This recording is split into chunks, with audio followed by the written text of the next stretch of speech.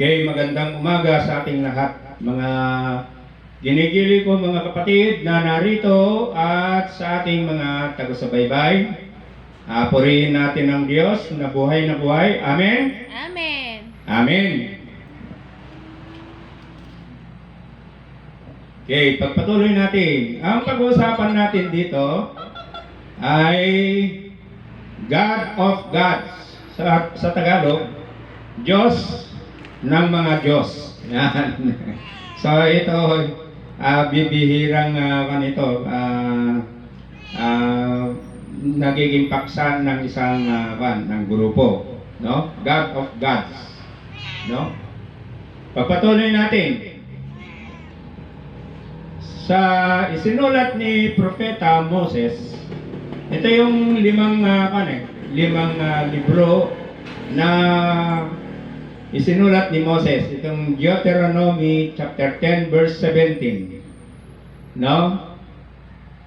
The Lord your God is supreme over all gods and over all power. So, ang Diyos natin ay makapangyarihan sa mga Diyos. Hindi yung Diyos-Diyosan. Iba yung Diyos-Diyosan. Ano? And over all powers. Tulad dito, no? Sa sanlibutan ito, merong mga hari, may king, may presidente, may prime minister, no? Those are head powers. Pero ang pinakamakapangyarihan sa lahat ay ang Diyos. Okay? So, sino kaya yung binabanggit niyang gods? Pagpatuloy natin.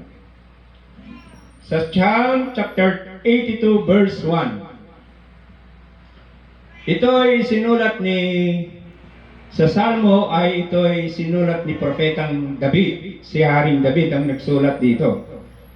At ang sabi ng Diyos, God presides in the heavenly council. So, merong pagtitipon ng konseho na pinangungunahan ng ating Diyos. In the assembly of the gods, He gave His decision. No? You see that? So, ang Diyos, merong konseho na kanyang pinapangunahan. Itong mga membro ng konseho na ito ay tinatawag na mga Diyos. No? At doon ay sinabi niya ang kanyang mga ipinarating niya ang kanyang yung kanyang decision sa kanila, no? Sino kaya itong ito? So ibig sabihin, sa kalangitan merong konseho ng mga Diyos, no? May konseho ng mga Diyos. Okay? Pagpatuloy natin. In verse 6, you are gods.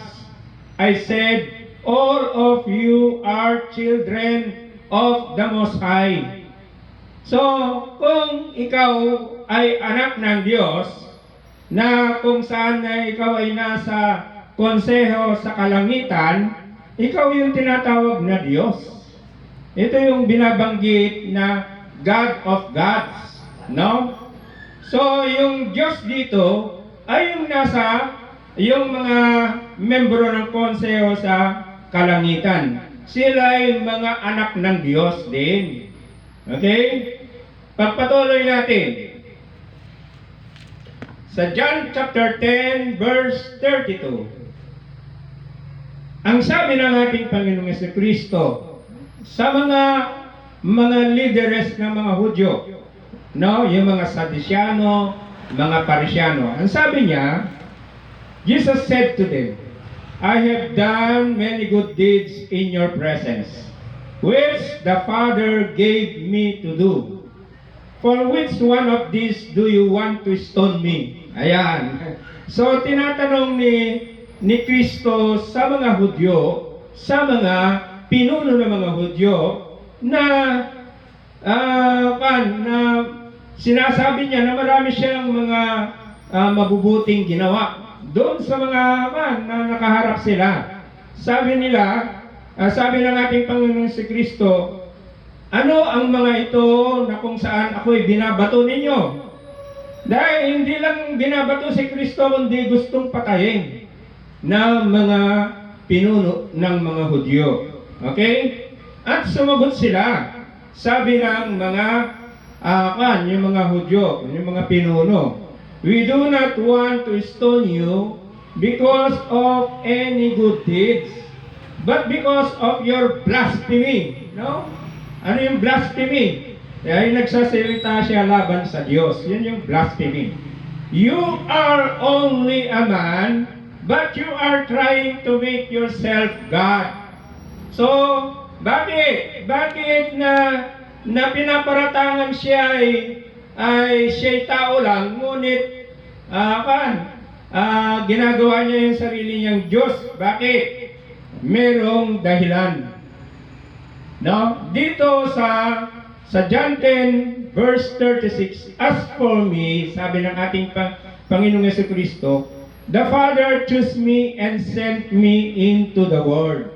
How then can you say that I blaspheme? Because I said that I am the Son of God. No? Kapag ikaw ay sinasabi mo ikaw ay anak ng Diyos, sa lumang tipan kasi, kapag sinasabi mong ikaw ay anak ng Diyos, no? Ikaw ay Diyos, you are gods. I said, all of you are children of the Most High. So, kung anak ka ng Diyos, ikaw nga ay Diyos. Kaya nga nasambit nila, nasabi nila, you are only a man, but you are trying to make yourself God. No? Pero, hindi itinanggi ng ating Panginoong si Kristo yun. Bagkus, meron siyang mga sinasabing mga base sa lumang tipan ng mga talata. No? Sabi niya, Jesus answered, it is written in your own law that God said you are gods. Yun nga yung Psalm chapter 82 verse 6. No? We know that what the scripture says is true forever. And God called those people gods, the people to whom His message was given.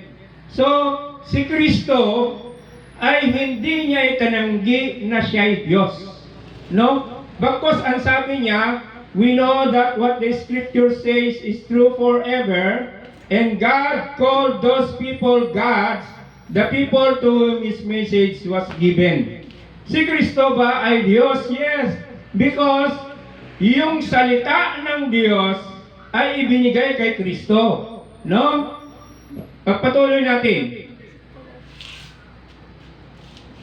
Sa John chapter 1 verse 14, the Word became a human being, and full of grace and truth lived among us. We saw His glory, the glory which He received as the Father's only Son. Sino yung salita ng Diyos? Si Kristo Jesus, yung anak niya. No? Yung anak ng Diyos na si Kristo Jesus ay salita ng Diyos. Oh, so ibig sabihin, yung sabi ni Kristo rito na we know that what the scripture says is true forever, and God called those people gods, the people to whom His message was given. Si Kristo Jesus ay salita ng Diyos, kaya nga siya ay Diyos. No? Kaya yun ay hindi itinanggi ni Kristo Jesus yun. Sapagkat alam natin na si Kristo Jesus ay pinagkatiwala ng Diyos, Diyos Ama sa Kanya, ang salita ng Diyos. Because Christ is the Word. No? Christ is the Word who became human being, full of grace, truth, lived among us. So, we saw His glory, the glory which He received as the Father's only Son. So, yung anak ng Diyos ay salita, no? It is the Word of God. Pagpatuloy natin sa Psalm chapter 2 verse 7. Tanong, sinabi ba ng Diyos na si Kristo'y anak niya? Dito, ang nagsasalita rito ay walang iba kundi ang Diyos sa pamamagitan ni Propeta David. Sa Psalm chapter 2 verse 7, I will announce, says the King. Sino yung King? Ito yung Diyos. What the Lord has declared. He said to me, ang sabi ng Diyos, sino yung sinabihan niya? Si Kristo Jesus yun. You are my son. Today I have become your father. So, ang Diyos mismo ang nagsasabi na si Kristo Jesus ay anak ng Diyos. Kasi ang sabi niya, He said to me, you are my son. Today I have become your father. So, maliwanag mga kapatid, na si Kristo ay anak ng Diyos. No? Sapagkat ang Diyos mismo ang nagsabi na ikaw ay anak ko. Okay? Now, kung ikaw kasi ay anak ng Diyos, maliwanag dito sa Psalm chapter 82 verse 6, you are God's. I said all of you are the children of the Most High. Kaya nga nagalit yung mga pinuno ng mga Hudyo nung sasabihin ni Kristo na siya ay anak ng Diyos, ibig sabihin siya ay Diyos. No? Kaya nagalit sila kay Kristo. Okay. Kaya sa pamamagitan nun, gusto nilang patayin si Kristo, no? Sa pamamagitan ng pagbabato sa Kanya. Okay, pagpatuloy natin.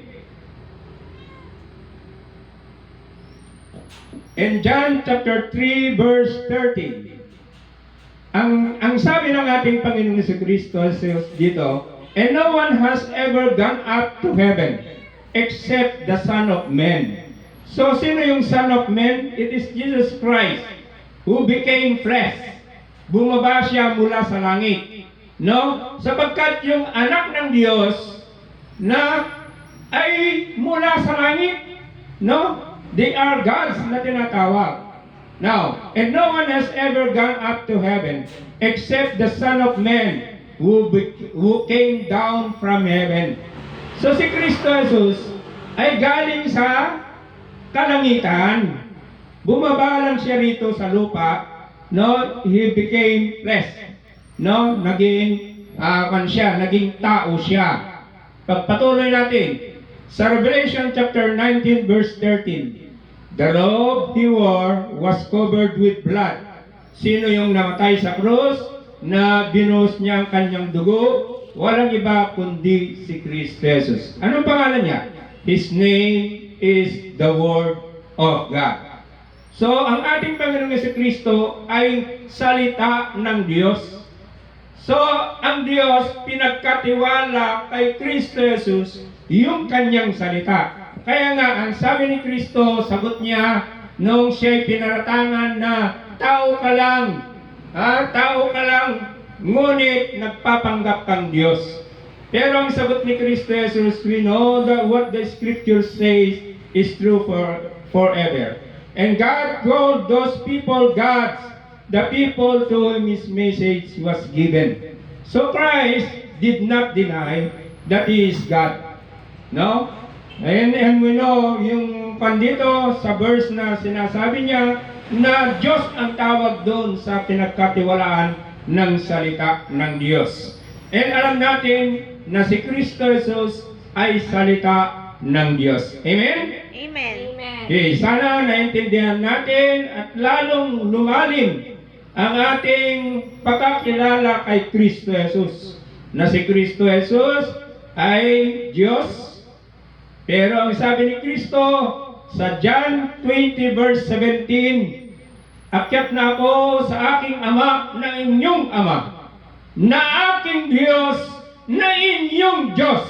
Bakit? Sapagkat mas mataas ang Diyos Ama kay Kristo Jesus, kaya nasabi niya yun.